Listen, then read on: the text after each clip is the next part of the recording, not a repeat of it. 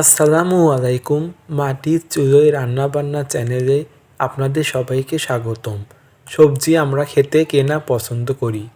কম বেশি আমরা সবাই সবজি খেতে পছন্দ করি। সাধারণ সবজি যদি অসাধারণভাবে রান্না করা যায় তাহলে তো কোনো কথাই নেই। তেমনি আজ আমি আপনাদের সামনে সবজি রেসিপি নিয়ে হাজির হয়েছি।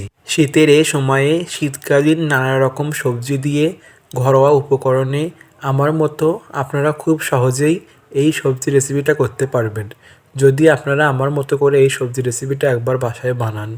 আশা করি আজকের এই সবজি রেসিপিটা আপনাদের অনেক ভালো লাগবে। সবজি রেসিপির জন্য আমি এখানে নিয়েছি বড় বাটি দিয়ে 1 বাটি পরিমাণ বাঁধাকপি।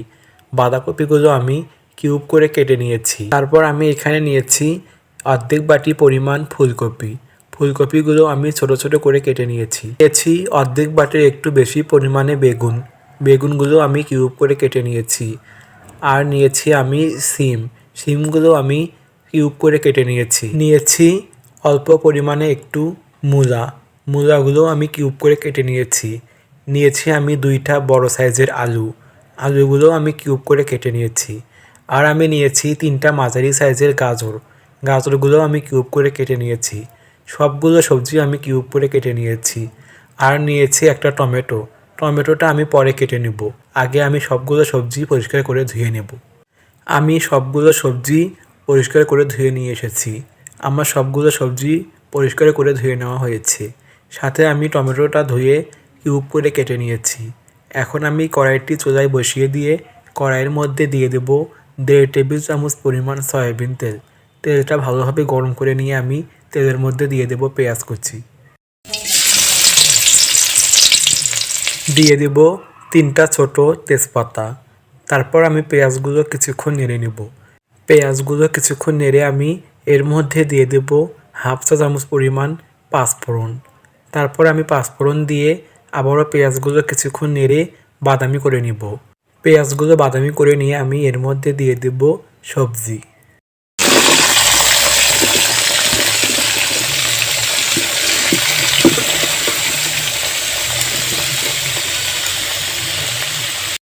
সবজিগুলো দিয়ে আমি সবজির মধ্যে দিয়ে দেব কাঁচামরিচ। আমি এখানে 8টা কাঁচামরিচ মাঝখান থেকে দুভাগ করে কেটে নিয়েছি। তারপর আমি দিয়ে দিলাম অল্প পরিমাণে কাঁচা পেঁয়াজ কুচি। সবজি দেওয়ার পর পেঁয়াজ কুচি দিলে সবজিটা খেতে আরও দারুণ হয়। এখন আমি দিয়ে দিলাম 2 চা চামচ পরিমাণ লবণ।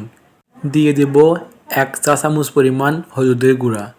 এবার আমি সবজিগুলো কিছুক্ষণ নেড়ে আমি এর মধ্যে দিয়ে দেব 1 চা চামচ পরিমাণ জিরা বাটা, 1 চা চামচ পরিমাণ ধনিয়া বাটা, 1 চা চামচ পরিমাণ সর্ষে বাটা। দিয়ে দেব 1.5 চা চামচ পরিমাণ আদা বাটা। দিয়ে দেব 1.5 চা চামচ পরিমাণ রসুন বাটা। এবার আমি আবারও সবজির সাথে মশলাগুলো কিছুক্ষণ ভালোভাবে নেড়ে নেব।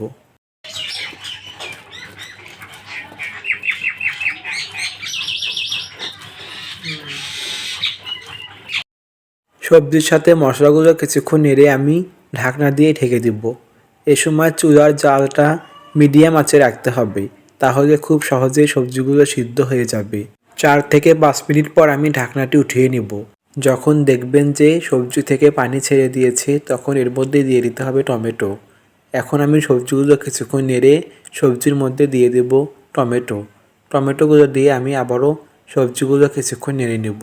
টমেটো আগে দেইনি কারণ টমেটোগুলো খুব সহজেই গলে যায়, তাই আমি টমেটোগুলো পরে দিয়েছি, তাহলে সবজির সাথে টমেটোটা অ্যাডজাস্ট হয়ে যাবে। এখন আমি কিছুক্ষণ নেড়ে সবজিগুলো ঢাকনা দিয়ে ঢেকে দেব। এরকম 4 থেকে 5 বার ঢাকনা দিয়ে ঢেকে চুলার আঁচটা মিডিয়াম আঁচে রেখে আমি সবজিগুলো সুন্দরভাবে রান্না করে নিয়েছি। যখন দেখবেন যে সবজিগুলো থেকে একদম পানি শুকিয়ে গিয়েছে, সবজিগুলো হালকা ভাজা ভাজা হয়েছে, তখন বুঝবেন যে সবজিগুলো হয়েছে। সবজিগুলো ভালোভাবে হওয়ার 2 থেকে 3 মিনিট আগে চুলার আঁচটা মিডিয়াম থেকে একটু বাড়িয়ে আবারও সবজিগুলো আমি কিছুক্ষণ নেড়ে ভালোভাবে সবজিগুলো রান্না করে নিব।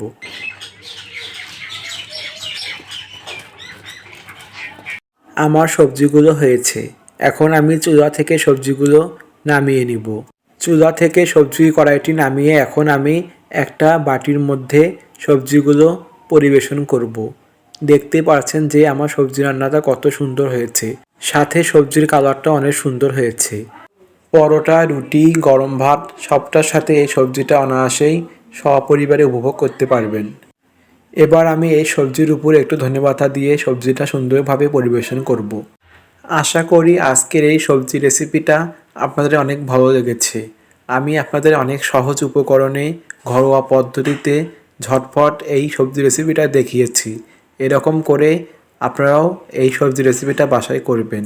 আপনাদের অবশ্যই এই সবজি রেসিপিটা ভালো লাগবে। এরকম সহজ সহজ মজার মজার রেসিপি পেতে দয়া করে আমার এই মাটির চুলায় রান্নাবান্না চ্যানেলটি সাবস্ক্রাইব করে পাশেই থাকবেন। সাথে লাইক কমেন্ট শেয়ার করতে ভুলবেন না। তো আজকে এই পর্যন্তই।